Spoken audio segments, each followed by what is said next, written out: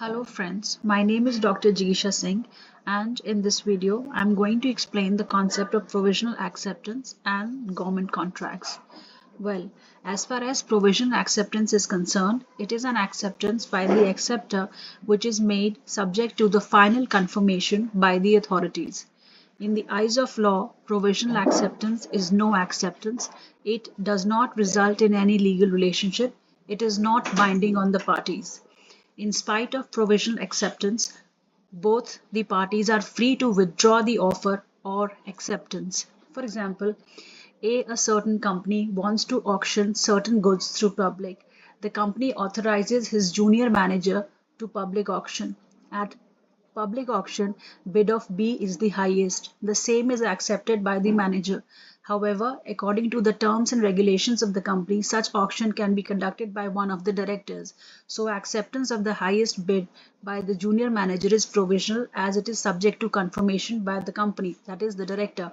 It is only after final confirmation by the director that the bid becomes legally binding. Therefore, under the concept of provisional acceptance, the offer is accepted at two stages, one at the stage of provisional acceptance and another at the stage of final confirmation. Till the stage of provisional acceptance, company is free to confirm, reject, or withdraw. To make the provisional acceptance binding and valid, two conditions must be fulfilled. First, provisional acceptance must be finally confirmed by the competent authority, and second, final confirmation must be communicated to the offerer. Once these two conditions are fulfilled, provisional acceptance results into a binding contract. A binding contract comes into picture when the communication is complete. Suppose before final acceptance, the offerer withdraws the offer, money spent by the company goes waste. To avoid such losses, while announcing the public auction, the condition is written that after provisional acceptance, offerer shall not withdraw the offer.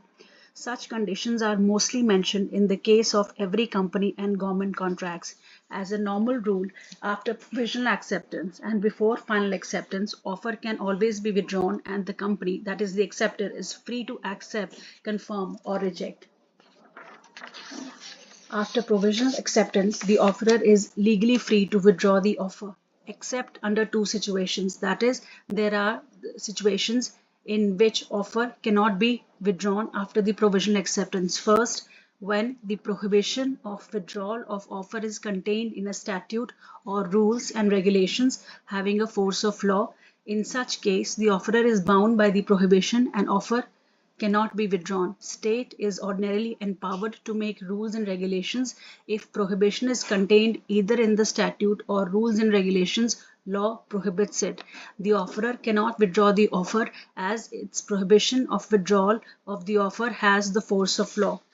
Or second, where the prohibition against withdrawal is supplied by consideration. Here also the offerer is bound and cannot withdraw the offer, but such provision of withdrawal must be expressed and in the knowledge of the offerer.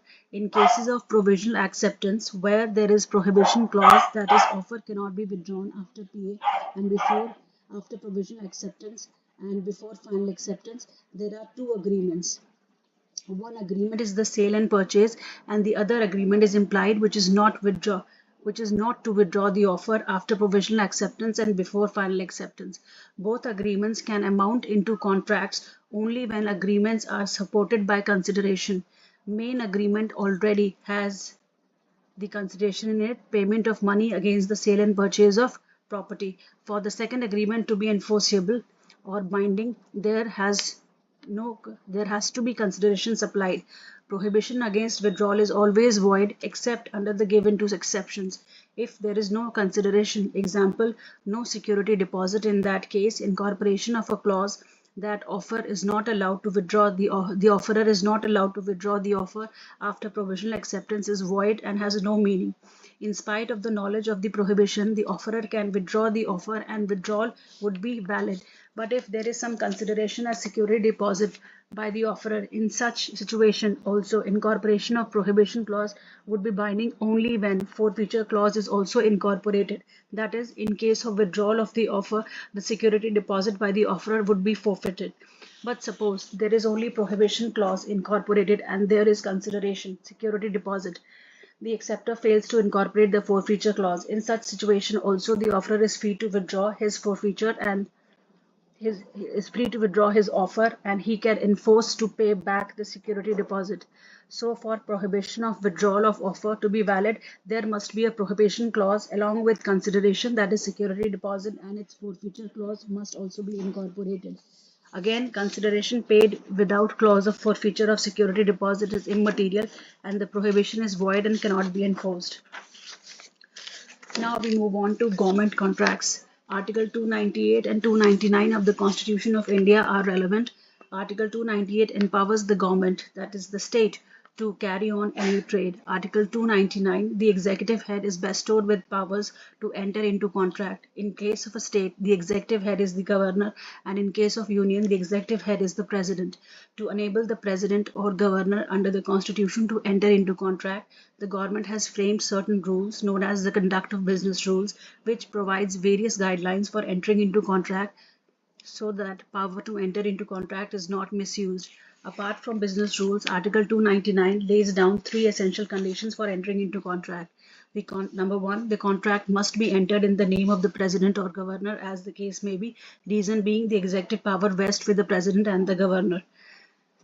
Second, the contract must be entered into for and on behalf of the president or the governor and must be signed by the official who is authorized to do so under the conduct of business rules. Next, the contract must be entered into in accordance with the particular format prescribed under the conduct of business rules. Mostly government departments have prescribed standard formats to a contract, and the contract must adhere to the standard prescribed format. A government contract to be valid must comply with Article 299 of the Indian Constitution because its provisions are mandatory and non-compliance would render the contract void. Therefore, government contract, in addition to Indian Contract 1872, must also comply with Article 299 of the Indian Constitution. Neither the President, Governor, nor the concerned official is personally liable for these contracts. In case of breach, the state shall be liable and not a particular person. In case of government contracts, sometimes some special elements occur which must be discussed. There are two such elements. One is the concept of provisional acceptance that we have already discussed.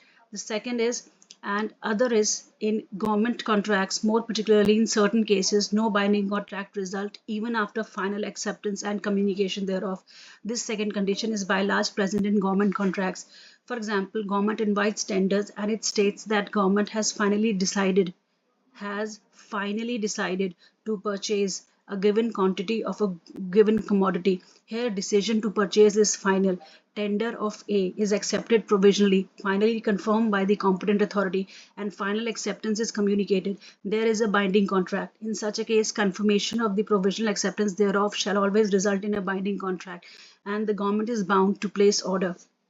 However, if when while inviting tenders, government states that it intends to purchase a given quantity of a given commodity as and when the need arises. Here, offer of A is accepted and finally communicated. Acceptance is subject to contingency, and as soon as the order is placed, the contingency fulfilled. In such a case, final acceptance does not amount into a binding contract. In spite of final acceptance, both parties are free to withdraw from the contract, but the offer cannot be withdrawn if provisional acceptance falls under the two exceptions already discussed. In such a case, binding contract arises only for a specific order for a specific given quantity is placed. For example, suppose government intends to purchase 10,000 quintals of sugar in 5 equal installments, that is 2,000 quintals in each installment. First order for the supply of 2,000 quintals is made. With the placing of the order, there is a binding contract for 2,000 quintals and not for whole 10,000 quintals.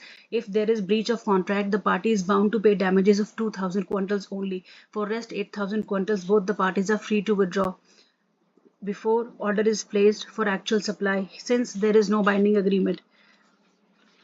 When the government, by inviting offers and tenders finally states that it has finally decided to purchase a given quantity of good, on final acceptance and its communication, there result a binding contract, and it is immaterial whether order for actual supply has been placed or not, because in such a case, placing of an order has nothing to do with the conclusion of the contract. The next instance, where while inviting offers, the government merely states that it intends to purchase a given quantity of goods as and when the need arises, or only when the need arises, final acceptance and its communication does not result into a binding contract, and as soon as the government places an order for actual supply at this point of time, there results a binding contract, but only to the extent of the goods covered by the specific order, and for the balanced quantity still there is no binding contract. In the first instance, government is bound to purchase, and in the second instance, government is not bound to purchase.